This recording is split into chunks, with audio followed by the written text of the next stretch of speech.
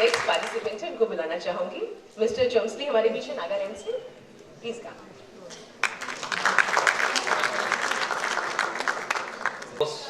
1947, Jawaharlal Nehru delivered his great speech, which reads, "Long years ago, we made a treaty with destiny, and now the time comes when we shall redeem our pledge. At the stroke of the midnight hour, when the world sleeps, India will awake to life and freedom." Respected panel of judges and all my dear brothers and sisters, Chumseli is my name, representing the state of Nagaland. Ask not what your country can do for you. Ask what you can do for your country. John F. Kennedy. Patriotism and nation buildings are the core pillars and backbone of our nation. Tum muche khun do, main tumhe azadi dunga. Give me blood and I shall give you freedom. Netaji Subhash Chandra Bose said to his fellow Indians at the rally of Indians in Burma on 4th July 1944, which implies we the people of India must always put our nation first, before anything and before everything. The first and the greatest commandment of the people of India is to love our country and motherland with all our hearts, our soul, our strength, our mind, and love our neighbors as ourselves. As Atal Bihari Vajpayee always said that, you can change your friends but not neighbors. You can change your friends but not neighbors. Moreover, we must honor everyone. Love the brothers, sisters. Let everyone be subject to the governing authorities. Ladies and gentlemen, let our patriotism be peace within our walls and security within our towers. Let our peace be within our walls and security within our towers. The future of our nation is in the hands of the 34% youth population of India. Let us ignite the spirit of law-abiding citizens. Hence, there shall not be a feeling of South Indians, North Indians, East Indians, and West Indians. But let us have the spirit of only mighty Indians, only mighty Indians. Let the spirit of devotion, oneness, solidarity, and belongingness never leave us. Let us bind ourselves around and write down on the tablet of our hearts. Then we will win a favor and true patriotism in the search of our fellow countrymen.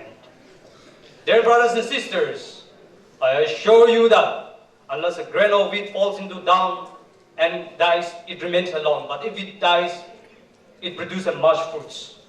So remembering all those great people who have fought for independence, we are filled with the feelings of patriotism. Great people like Mahatma Gandhi, Shahid Bhagat Singh, Subhash Chandra Bose, Lal Lajpat Rai, Sardar Vallabhbhai Patel, and many more heroes struggled hard till their last breath, only for the reason that they wanted to see their countrymen live a life in harmony. It is only because of the sacrifices of our great patriots we are enjoying the fruits of freedom today. Rajiv Gandhi said, "India is an old country, but I'm young and I too have a dream. I dream of India strong, independent and self-reliant. Patriotism can be fulfilled through various other means. Not necessarily everyone needs to be a freedom fighter or should be serving as a security forces. You can exhibit your love towards the nation by being a part of Clean India, popularly known as Swachh Bharat Abhiyan, Startup India, Made in India, Skill India, or you can help poor or orphan needy or save water and save environment, organization and help the needy. You may display your love towards the nation and mankind and thus show your true heroism and patriotism. Patriotism does not only mean to struggle for the freedom of one's country, but it also includes honest feeling and true love of the country and the countrymen, which can be displayed through the passionate works for a country's development. Let us love our country and show it in our actions. We are first Indians, second Indians, and third Indians. We are first Indians, second Indians, and third Indians. To the virtue of our nation building, the first and the foremost step for the nation building is humility. The more humble India will be, the highest she will rise. The more humble India will be, the highest she will rise. Humility is one of the very important virtues that every Indian must have for a nation building.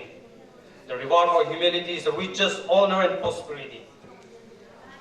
Let every citizen of India do nothing from rivalry or conceit, but humility count others more significant than others.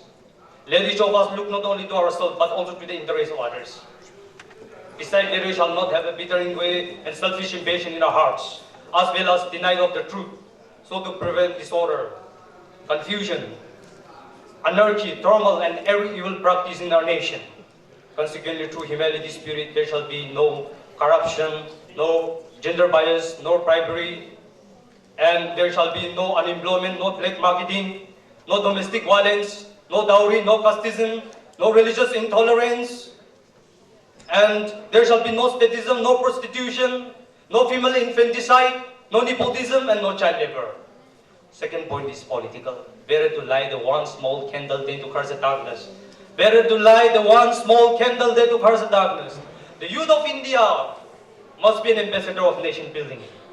Change will not come to India if you wait for someone or some other time. We are the ones we have been waiting for. We are the change that we seek.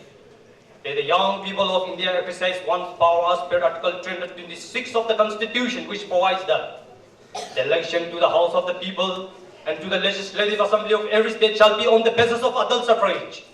Let us be a reformer and a chance to elect the right leader without muscle power and money power. The current scenario in India, where during general election, a candidate spends 10 to 20 crores buying the voters, and in post-election, when they win, the candidate recover all the money he had spent during election. And also they will again reserve for the next general election. And in this way, how a development will come, since we have sold our precious votes. So they have ultimately recovered the election expenditure of elections by any hook or crook.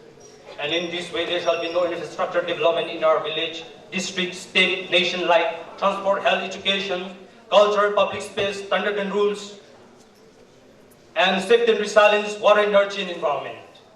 Third point is education. The roots of education is bitter, but the fruit is sweet. The roots of education is bitter, but the fruit is sweet. We, the young people, must enhance the quality education towards our nation building.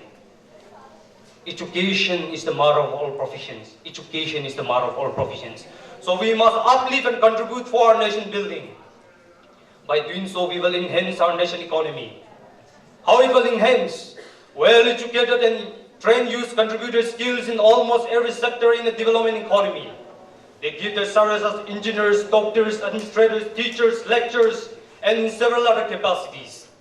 Besides instances is the Youth Net Nagaland, which it provides for skill development and self-reliance for life survival, which each contributes for nation building. Last but not the least, the youth of India must have the vision for nation building, as it is said. When there is no vision, the nation perish. When there is no vision, the nation perish. Furthermore, for the enhancement of our nation building, we must proclaim a social harmony. We as the youth, we must be an ambassador to spread love and understanding in our nation. As when there is no love in the country, there shall be no nation building. Or when there is no love in the nation, there shall be no humility, no patience, no kindness, no respect, but only self-vested interest and attitude and taking delight in wickedness. Furthermore, for the enhancement of our nation building, we must spread the doctrine of peace in our nation, that there shall be no tribalism and communalism in India. Instead, to live in unity in diversity by coexistence, mutual trust and respect in terms of irrespective of race, religion, tribe, community, caste and color. Finally, to enhance our nation building, we must spread the good news called truthfulness, faithfulness, patience, tolerance, compassion, meekness, forgiveness, and righteousness. As a great leader, APJ Abdul Kalam used to say, as a great leader, APJ Abdul Kalam used to say, when there is a righteousness in the heart, there is a beauty in the character. When there is a beauty in the character, there is a harmony in the home. If there is a harmony in the home, there will be peace and order in the nation. Jai Hind, and may God bless you and may God bless the one only beloved India.